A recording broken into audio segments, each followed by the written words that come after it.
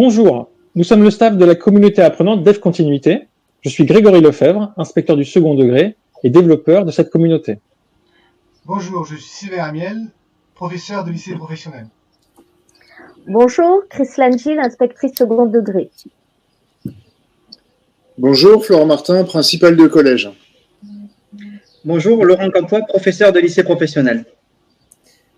Bonjour, je suis Thierry Blasquez, je suis ingénieur de formation à la DAFPEN. Alors, nous ouvrons donc une première formation de bâtisseurs de collectifs en partenariat avec des chercheurs du CRI de Paris, Planète Apprenante, et la DAFPEN de Montpellier. Les chercheurs du CRI vont nous offrir toute une méthodologie et un accompagnement de qualité, tandis que la DAFPEN valorisera votre participation à ce dispositif par une validation de votre présence dans nos outils institutionnels, Gaia et eProf.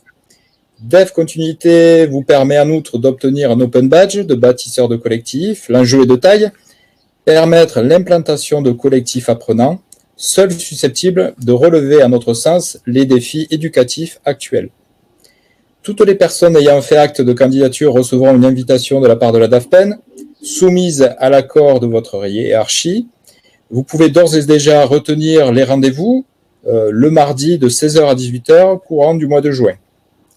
Des webinaires mêlant échanges et apports méthodologiques vous seront proposés, un travail d'animation vous sera demandé, ainsi que la mutualisation de retours d'expérience. Je souhaite remercier Valérie Boucher, déléguée académique à la formation des personnels de l'éducation nationale de l'Académie de Montpellier, qui permet la mise en œuvre de cette formation pleine de promesses. Je reste votre interlocuteur si vous aviez des questions complémentaires. Je souhaite aux futurs participants de belles réussites. Alors pour cette séance d'aujourd'hui, après l'ouverture de la formation par Madame Béjean, rectrice de la région académique Occitanie et rectrice de l'Académie de Montpellier, François Tadei, directeur du Centre de recherche interdisciplinaire de Paris, et Ignacio Attal, chercheur dans ce même centre, exploreront la thématique de formation et ils partageront leurs points de vue et leurs idées, et nous finirons la séance avec un temps d'échange avec vous. Nous tenons à vous remercier pour votre présence et l'intérêt que vous marquez ainsi pour notre démarche. Cette formation est proposée en réponse à la demande des membres de ces deux communautés, Dev Continuité et Prof-Chercheurs. Il s'agit de mettre en œuvre un parcours de formation visant à favoriser l'émergence de collectifs apprenants en formant des personnes pour les créer.